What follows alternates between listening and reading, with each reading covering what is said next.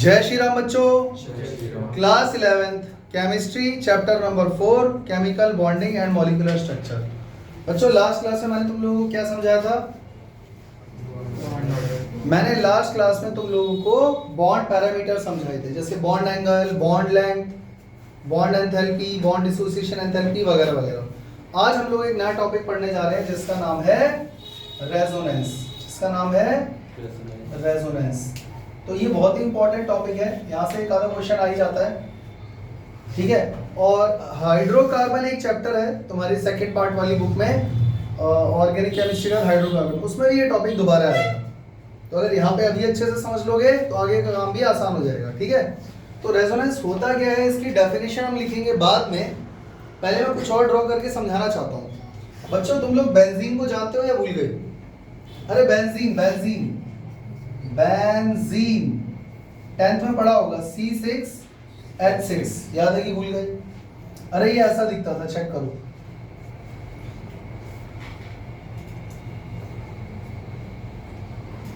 अब याद आ गया? अगर अभी भी याद नहीं आया तो मैं इसको दोबारा ड्रॉ करके दिखा देता हूं। 1 2 3 4 5 6 कार्बन कितने हो गए? 6। हर कार्बन के साथ एक हाइड्रोजन जुड़ा हुआ है। अब बच्चों हाइड्रोजन भी कितने हो गए? 6। तो C6H6, ठीक है। पर बच्चों कार्बन की वैलेंसी तो 4 होती है, तो यहाँ पर एक डबल बॉन्ड यहाँ पर आएगा, एक यहाँ पर और एक यहाँ पर। मतलब ये तो क्लियर है ना? इसी को हम शॉर्ट में ऐसे बना देते हैं। इसमें हर कॉर्नर पोजीशन पे एक कार्बन है, चेक कर लो। डबल बॉन्ड इन दोनों कार्बन के बीच में, इन दोनों और इन दोनों कार्बन के बीच में, और एक एक हाइड्रोजन सबसे जुड़ा हुआ है, वो बनाते नहीं हम लोग, क्योंकि वो नोन है कि कार्बन की वैलेंसी पूरी करने के लिए आप वहाँ पे हाइड्रोजन ही लगाओगे। ये तो याद आ गया होगा। अब सवाल मेरा ये है कि जो बेंजीन का स्ट्रक्चर है वो कैसा बनाओगे आप? मैं यहाँ 2 स्ट्रक्चर बना रहा हूँ, एक और 2। इन दोनों में फर्क क्या है? फर्क समझ में आया? आप चेक करो, इसमें डबल बॉन्ड की पोजीशन यहाँ पे और यहाँ पे है, जबकि आप इसमें चेक करो डबल बॉन्ड की पोजीशन चेंज हो चुकी है, यहाँ और यहाँ। इन दोनों में से कौन सा सही है, कौन सा गलत है? 10th क्लास तक हमने जितना पढ़ा है उसके हिसाब से तो दोनों सही है, कोई दिक्कत नहीं है। लेकिन हकीकत में बच्चों ये दोनों ही गलत है। ऐसा इसलिए क्योंकि कार्बन कार्बन जो सिंगल बॉन्ड है ना, इसकी बॉन्ड लेंथ है बच्चों 154 पिकोमीटर, और ये जो डबल बॉन्ड है इसकी बॉन्ड लेंथ कितनी है? 134 पिकोमीटर। इसमें भी सेम ऐसा ही है, जहां जहां डबल बॉन्ड है 154, जहां जहां सिंगल बॉन्ड है 134। क्लियर हो गया? लेकिन जो असली का बेंजीन का स्ट्रक्चर होता है, जो एग्जिस्ट करता है नेचर में, उसमें हमने ये पाया कि कार्बन कार्बन की जो बॉन्ड लेंथ है वो है 139 पिकोमीटर। और तो और वो यहाँ पे देखो, यहाँ पे कुछ और बॉन्ड लेंथ है, यहाँ पे कुछ और बॉन्ड लेंथ, वहां पे सब में ही सेम होती है। मतलब जो 6 कार्बन है उन सबके बीच में जो बॉन्ड लेंथ है वो बराबर है और 139 है। तो अब मुझे ये बताओ कि वो जो असली का बेंजीन का स्ट्रक्चर है जिसकी मैं बात कर रहा हूं, क्या ये उसको रिप्रेजेंट कर पा रहा है अकेला? नहीं। ये कर पा रहा है? नहीं। तो इन दोनों को मिला जुला कर हम एक नया स्ट्रक्चर ऐसा बनाएंगे जो असली वाले मॉलिक्यूल को रिप्रेजेंट कर पाए। कुछ समझ में आया? तो मैंने दिमाग लगाया, मैंने सोचा कि इन दोनों को मिला के मैं जरा एक काम करता हूं। यहां पे डबल बॉन्ड है बट यहां तो सिंगल बॉन्ड है, तो यहां पर अब आप क्या बनाओगे, डबल या सिंगल? बेटा इसको बंद कर दो, अभी बंद कर दो। इधर देखो, यहाँ पे डबल बॉन्ड है, यहाँ पे सिंगल बॉन्ड है।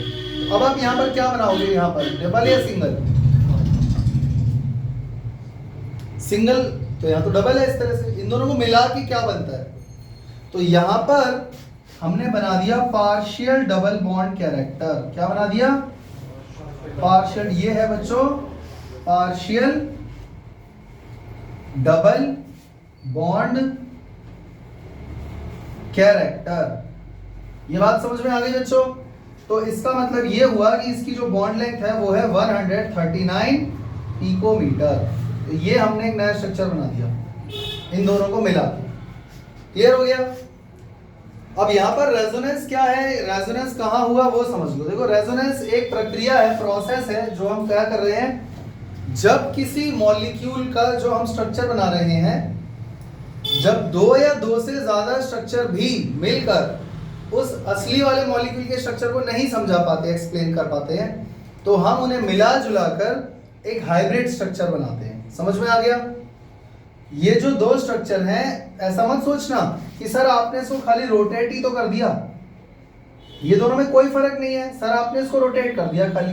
मैंने रोटेट नहीं करा है, क्योंकि अगर मान लो ये कार्बन 1 है तो अभी भी ये कार्बन 1 है, carbon 2 carbon 2, carbon 3 carbon 4, carbon 3, carbon 4 carbon 4, carbon 5 carbon 6, carbon 5 carbon 6। Check करना क्या मैंने कार्बन की पोजीशन चेंज करी? तो मैंने रोटेट नहीं करा है। समझ में आ गया? खाली डबल बॉन्ड की पोजीशन चेंज हुई है, हाँ या ना? तो जब दो स्ट्रक्चर या दो से ज्यादा स्ट्रक्चर भी हो सकते हैं मिलकर भी अगर किसी असली मॉलिक्यूल को रिप्रेजेंट ना कर पाए, तब हम उन कैनोनिकल स्ट्रक्चर्स को मिलाकर इन दोनों को क्या बोला जाएगा बच्चों? Canonical structures. इन दोनों को, इसको और इसको को मिलाकर एक हाइब्रिड स्ट्रक्चर बनाते हैं। इसको बोलते हैं रेजोनेंस हाइब्रिड स्ट्रक्चर। ये बनाते हैं जो कि उस असली मॉलिक्यूल को सही तरीके से रिप्रेजेंट कर पाता है। और ये जो पार्शियल डबल बॉन्ड कैरेक्टर है, पार्शियल डबल बॉन्ड का मतलब होता है, पार्शियल मतलब क्या होता है? अधूरा, आधा। तो ना ही ये सिंगल बॉन्ड है ना ही डबल बॉन्ड है, सिंगल बॉन्ड से थोड़ा सा ज्यादा है और डबल बॉन्ड से थोड़ा सा। समझ में आ गया? बॉन्ड लेंथ से अंदाजा लगा लो, 154 और 134 के बीच की वैल्यू आ गई ना? ये बात समझ में आई? तो अब बताओ मुझे रेजोनेंस क्या होता है? रेजोनेंस एक ऐसा प्रोसेस है जिसमें हम क्या करते हैं, एक रेजोनेटिंग हाइब्रिड स्ट्रक्चर तैयार करते हैं दो या दो से ज्यादा बनने वाले कैनोनिकल स्ट्रक्चर से। इन कैनोनिकल स्ट्रक्चर्स में खाली डबल बॉन्ड की पोजीशन का फर्क है, वरना जो एटम्स की पोजीशन है वो हमने चेंज नहीं करी। इनकी एनर्जी में भी कोई फर्क नहीं है, इनकी एनर्जी भी सिमिलर है और एटम्स की पोजीशन भी सिमिलर है। खाली क्या फर्क है? डबल बॉन्ड की पोजीशन में। समझ में आ गया? वो भी इसलिए है क्योंकि जब दो या दो से ज्यादा बच्चे बैठकर स्ट्रक्चर बनाएंगे तो कोई बच्चा ये भी बना सकता है, ये भी बना सकता है, इसके अलावा कोई पॉसिबिलिटी होती तो कोई बच्चा वो भी बना सकता था। लेकिन ये तीनों ही अगर सेपरेटली हम देखें तो असली वाले मॉलिक्यूल को एक्सप्लेन नहीं कर पा रहे हैं। वो किससे कर पा रहे हैं? जब इनको मिलाकर हाइब्रिड स्ट्रक्चर बनाया। मेरी बात समझ में आ गई बच्चों? देखो एनसीईआरटी के अंदर तुम्हें एक टॉपिक मिलेगा रेजोनेंस स्ट्रक्चर। रेजोनेंस स्ट्रक्चर मिला या नहीं? मिल गया। यहाँ पर देखो नेक्स्ट इसके सामने रेजोनेंस की डेफिनेशन दी हुई है, ये डेफिनेशन याद कर लेना, मैं लिख दे रहा हूँ बोर्ड पे। लेकिन एग्जाम में आपसे ये डेफिनेशन नहीं पूछेगा। एग्जाम में आपको कोई मॉलिक्यूल दे देगा इसकी तरह से और कहेगा इसका रेजोनेटिंग स्ट्रक्चर बना के दिखाइए। समझ में आ गया?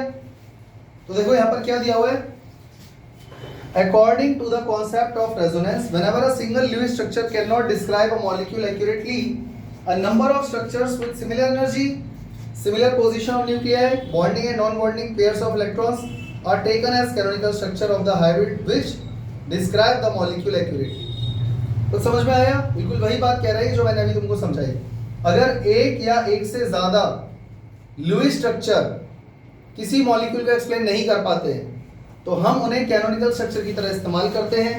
और कैनोनिकल स्ट्रक्चर्स की एनर्जी सेम होती है, एटम की पोजीशन सेम होती है, उसने न्यूक्लियर लिखा है पर वो एक ही बात है।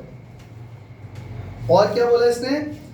बॉन्डिंग और नॉन बॉन्डिंग इलेक्ट्रॉन पेयर की नंबर्स भी सेम रहते हैं, तो उनको मिलाकर तैयार किया जाता है हाइब्रिड स्ट्रक्चर। समझ में आ गया? बस इतनी सी बात को हम क्या बोलते हैं? रेजोनेंस। छोटा सा टॉपिक है, इसमें कोई बहुत ऐसा नहीं है कि बहुत ज्यादा टाइम लगाने की जरूरत है, बट इससे देखो दुनिया के सारे मॉलिक्यूल में रेजोनेंस नहीं होता, ये भी याद रखना, किसी किसी में ही होता है। तो जिसमें रेजोनेंस का स्ट्रक्चर बन रहा है मॉलिक्यूल्स में, वो ढूंढ लो, उनकी प्रैक्टिस कर लो। समझ में आ गया? वो आपको मॉडर्न एबीसी में मिल ही जाएंगे, तो उसमें पूरी लिस्ट दी हुई है, आप वहां से उसकी फोटो खींच के ग्रुप पे डाल देना, दिखाना सर। बुक है, इसमें देखो ये दिया हुआ है, दिया ना यहाँ पे, इनके स्ट्रक्चर की फोटो खींच के ग्रुप पे डाल देना, तो बच्चे प्रैक्टिस कर लेंगे। कुछ मैं यहाँ बोर्ड पे करवा दूंगा। करें शुरू? तो बताओ बच्चों, क्या होता है resonance? According to the concept of resonance, whenever a single Lewis structure is unable to explain the molecule, then two or more than two canonical structures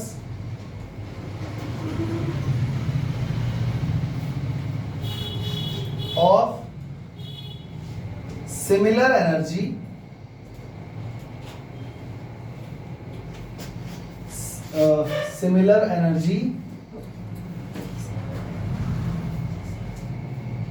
similar position of atom and same number of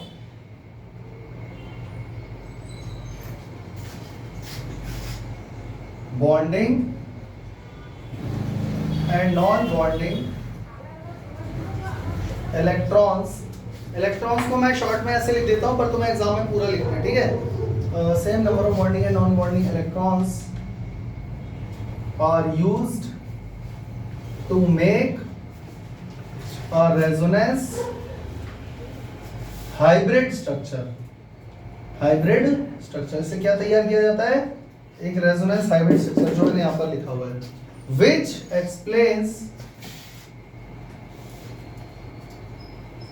explains the molecule accurately.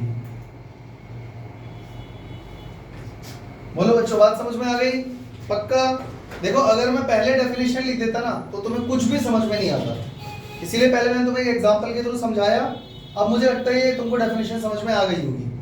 तो इसका एक आधा और example देखें बच्चों, एक आधा example इसका और देखते हैं।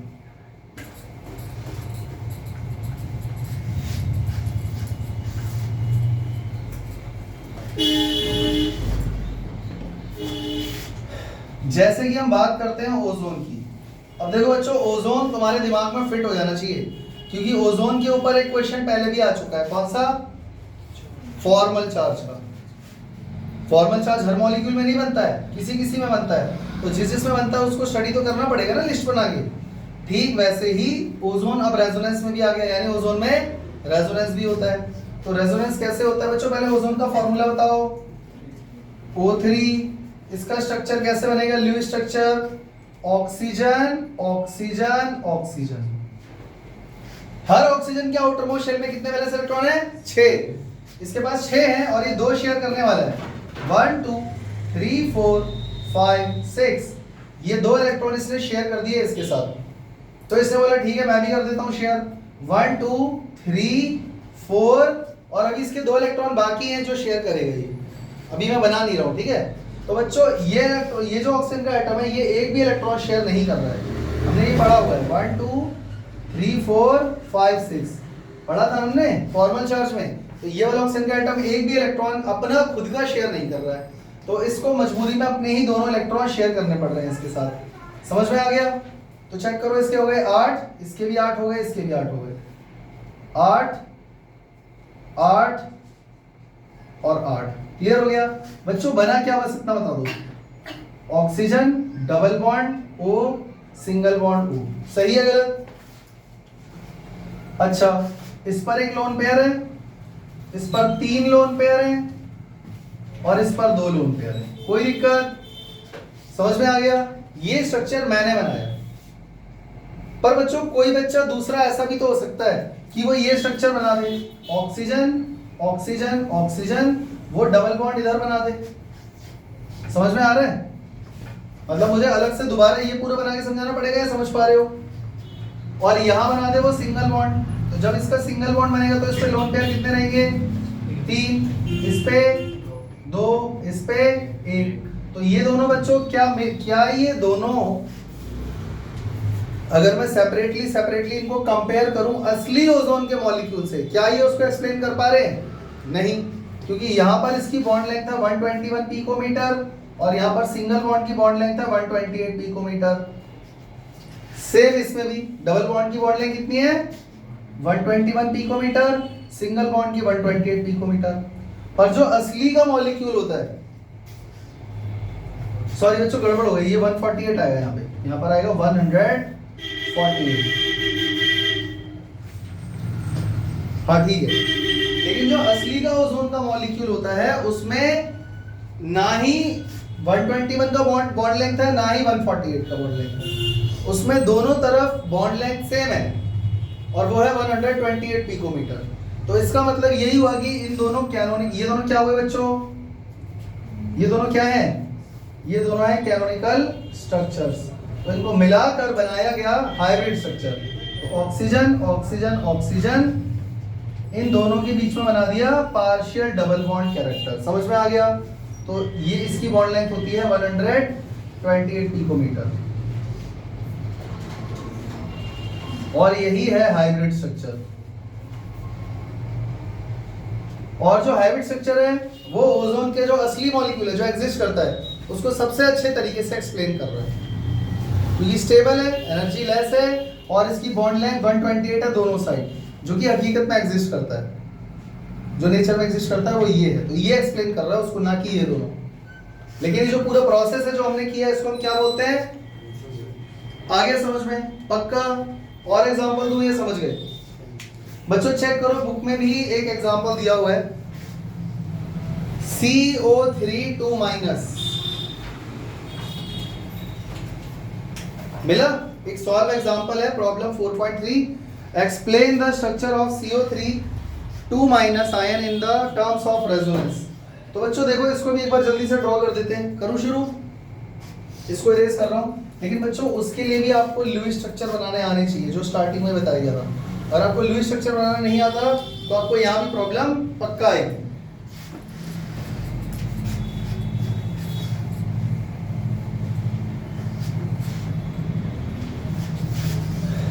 CO3 2- सेंटर पे कार्बन है, चेक कर लो, और इसके आजू बाजू 3 ऑक्सीजन है, 1 2 3। बच्चों ऑक्सीजन के आउटर मोस्ट शेल में कितने इलेक्ट्रॉन होते हैं? वैलेंस शेल में 6 इलेक्ट्रॉन। तो कार्बन ने 2 इलेक्ट्रॉन इस ऑक्सीजन के साथ शेयर कर दिए और 2 इलेक्ट्रॉन इस ऑक्सीजन ने शेयर कर दिए, जबकि ऑक्सीजन के पास कितने हैं? 2 और 2 4 और ये 2 उसने शेयर कर दिए, 6 हो गए। ये ऑक्सीजन अपना एक भी इलेक्ट्रॉन शेयर नहीं कर रहा है बॉन्डिंग में, और ना ही ये कर रहा है, ये बदमाश है। तो कार्बन ने सोचा चलो मैं ही अपने दोनों इलेक्ट्रॉन शेयर कर देता हूं। तो कार्बन के पास टोटल कितने इलेक्ट्रॉन है इस समय? टोटल 6 हैं, क्योंकि 4 तो वैसे भी होते हैं, और यहाँ 2- का मतलब क्या है? समझ गए ना? तो टोटल कार्बन के पास इस समय 6 इलेक्ट्रॉन है, जिसमें से 2 को शेयर कर चुका है। तो बचे हुए 2 इसके साथ शेयर कर देगा और 2 इसके साथ शेयर कर देगा। समझ में आ गया? चेक करो, इसके भी 8 हो गए, इसके भी 8 हो गए, इसके भी 8 हो गए और कार्बन के भी 8 हो गए। सही है गलत? तो ये ऐसा दिख रहा है कुछ, C double bond O, single bond O, single bond O, इस पे लोन पेयर है 3, इस पे लोन पेयर है 3, इस पे लोन पेयर है 2, और नेगेटिव चार्ज इन दोनों पर आएगा क्योंकि इन्होंने एक्स्ट्रा इलेक्ट्रॉन ले रखे हैं। सही है? पर बच्चों क्या ये पॉसिबल नहीं है? C double bond O, single bond O, single bond O, 1 2 3 4 5 6 minus 1 2 3 4 5 6 minus 1 2 3 4। और क्या ये पॉसिबल नहीं है? C double bond O, single bond O, single bond O, 1 2 3 4 5 6 minus 1 2 3 4 5 6 minus 1 2 3 4। तीनों पॉसिबल है? बोलो हाँ। तो ये तीनों क्या है? इसको क्या बोलोगे? Canonical structures. ये तीनों क्या बन गए बच्चों? Canonical structure. और इनको मिलाकर जो हाइब्रिड स्ट्रक्चर बनेगा वो कैसा होगा? पार्शियल डबल बॉन्ड कैरेक्टर के साथ। समझ में आ गया? हालांकि उसने ये बनाने को नहीं बोला है, उसने बोला है खाली कैनोनिकल स्ट्रक्चर बना के दिखा दो, तो वो हमने बना दिए। कितने कैनोनिकल स्ट्रक्चर बने यहाँ पे? 3। और ये रहा हमारा हाइब्रिड स्ट्रक्चर। समझ में आ गया? रेजोनेंस सबको समझ में आ गया? कोई बहुत बड़ा टॉपिक नहीं है, छोटा सा नॉर्मल सा टॉपिक है, ये होता है रेजोनेंस। क्लियर हो गया? और ये सब में एप्लीकेबल नहीं है, सिर्फ उन मॉलिक्यूल्स में जिसमें एक स्ट्रक्चर से हम अकेले एक स्ट्रक्चर से हम असली मॉलिक्यूल को एक्सप्लेन नहीं कर पा रहे हैं, तब हमें 2 या 2 से ज्यादा बनाने पड़ते हैं। समझ में आया? फिर उनको मिला के हाइब्रिड स्ट्रक्चर बनता है जो असली मॉलिक्यूल को एक्सप्लेन कर पाता है। क्लियर हो गया? बस इतनी सी बात को क्या बोलते हैं? रेजोनेंस। तो रेजोनेंस में ये बातें याद रखना बच्चों, एटम की पोजीशन चेंज नहीं होती है। आप ये मत सोचना कि सर आपने इसको रोटेट ही तो कर दिया खाली, और इसको थोड़ा और रोटेट कर दिया इसलिए डबल बॉन्ड यहाँ आ गया, ऐसा नहीं है। कार्बन और ऑक्सीजन के एटम्स की पोजीशन वही रहती है, इन तीनों की एनर्जी सिमिलर रहती है। ये 2 बातें याद रखना, ठीक है? कैनोनिकल स्ट्रक्चर्स में एनर्जी इनकी सेम रहती है और एटम्स की पोजीशन भी सेम रहती है, वो चेंज नहीं होती है।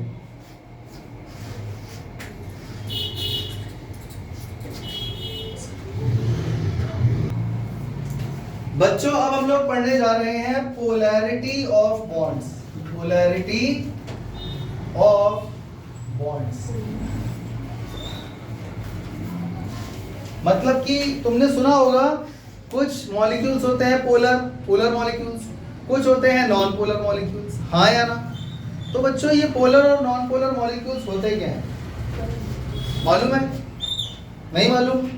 तो मॉलिक्यूल को 2 मिनट के लिए साइड कर देते हैं।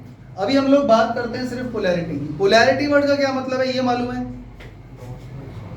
नॉर्थ पोल साउथ पोल, हाँ कह सकते हो। और क्या होता है पोलैरिटी का मतलब? बच्चों जहां भी किसी चीज का सेपरेशन होने लगता है ना, उसको बोलते हैं पोलैरिटी। जैसे एक छोटा सा एग्जांपल देता हूं, इस क्लास में कुछ बच्चे ऐसे हैं जो बीजेपी को बहुत पसंद करते हैं, और कुछ बच्चे ऐसे हैं जो कांग्रेस को या मान लो आम आदमी पार्टी को बहुत पसंद करते हैं। समझ में आ गया?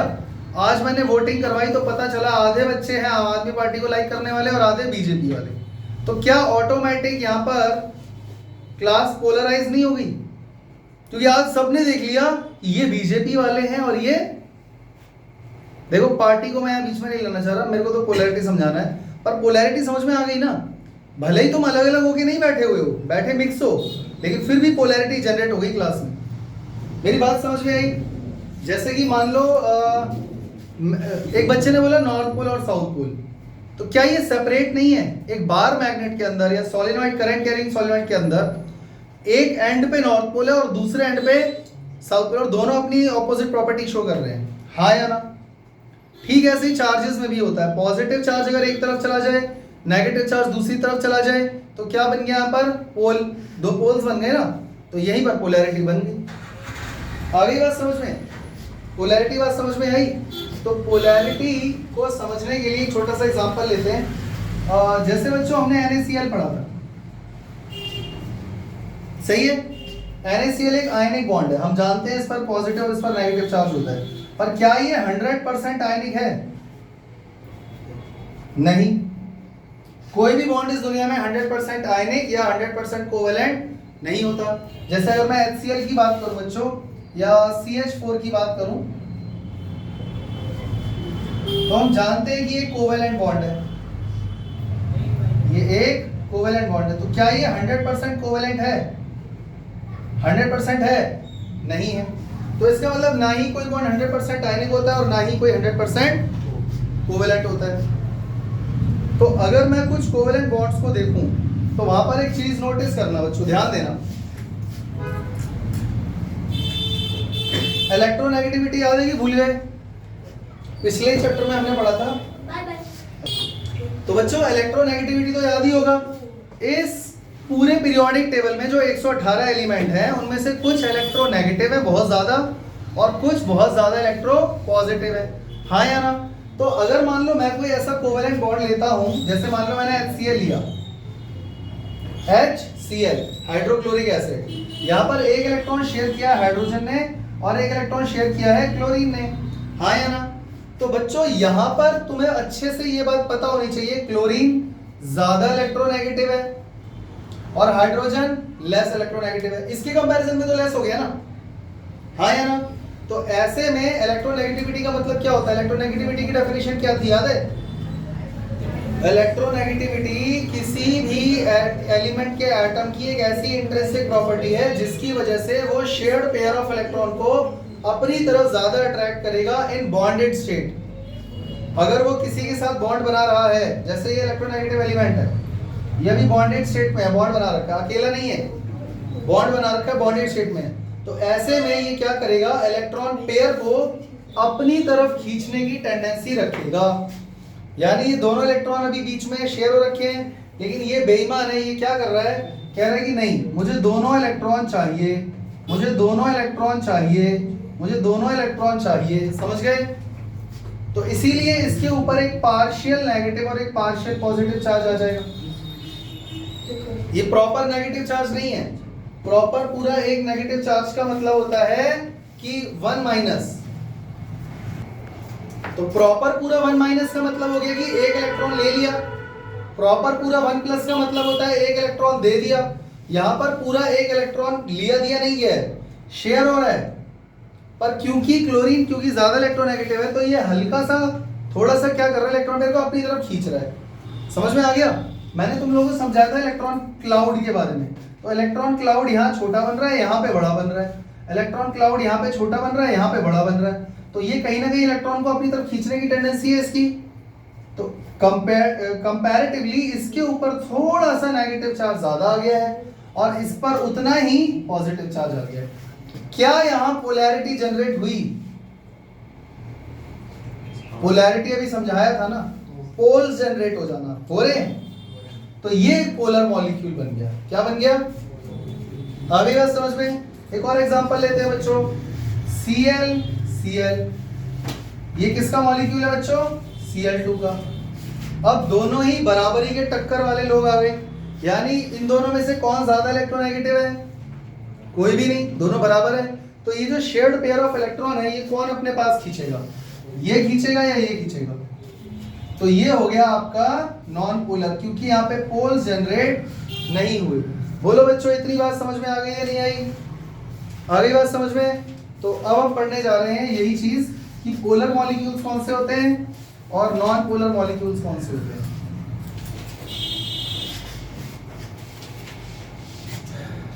नॉन पोलर मॉलिक्यूल्स क्या होते हैं बच्चों?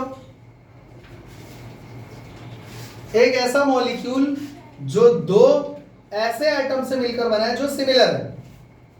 तो इलेक्ट्रॉन पेयर कहीं पर भी नहीं जाता, ना लेफ्ट में ना राइट में। तो उसकी वजह से जो मॉलिक्यूल बनता है उसको हम क्या बोलते हैं? Non polar molecule. समझ में आ गया? When a covalent bond is formed between two similar atoms, between two similar atoms, then electron pair will move nowhere. Such a bond is called non-polar covalent bond. कोई दिक्कत? और ये non polar covalent bond ज्यादातर diatomic molecule में ही पाए जाते हैं। They are generally diatomic molecules. Example के तौर पे बच्चों Cl2 अभी बना के दिखाया था, H2, I2, Br2, F2, O2, N2 etcetera, क्योंकि इनमें पोलैरिटी जनरेट नहीं होगी। तो ज्यादातर ऐसे मॉलिक्यूल जो डाई एटॉमिक होते हैं और सिमिलर एटम से बने होते हैं, उनमें ये नॉन पोलर मॉलिक्यूल्स पाए जाते हैं। वो covalent bond non polar covalent bond होते हैं, और ऐसे मॉलिक्यूल को नॉन पोलर मॉलिक्यूल कहा जाता है। कोई दिक्कत? तो बच्चों इनकी पोलैरिटी क्या हो गई? Polarity of non polar molecule 0। समझ में आ गया? इसके बाद अब हम पढ़ने जा रहे हैं पोलर मॉलिक्यूल्स। बच्चों आधी कहानी तो समझ में आई गई होगी, तो इसके आगे हम लोग नेक्स्ट क्लास में पढ़ेंगे। पोलर मॉलिक्यूल्स वो मॉलिक्यूल्स होते हैं जिनमें पोल जनरेट होते हैं। समझ में आ गया? और जब पोल जनरेट होंगे तो उसकी स्ट्रेंथ क्या होगी, उसको नापना भी पड़ेगा। तो यहाँ पे इसका फॉर्मूला भी आएगा, एसआई यूनिट भी आएगी, मैथमेटिकल टर्म्स भी आएंगे, जो हम पढ़ेंगे नेक्स्ट क्लास में। और इसके अंदर से क्वेश्चन कहाँ से पूछे जाते हैं वो भी मैं तुम्हें नेक्स्ट क्लास में बताऊंगा। तो मिलते हैं बच्चों नेक्स्ट क्लास में, तब तक के लिए जय हिंद, जय श्री राम।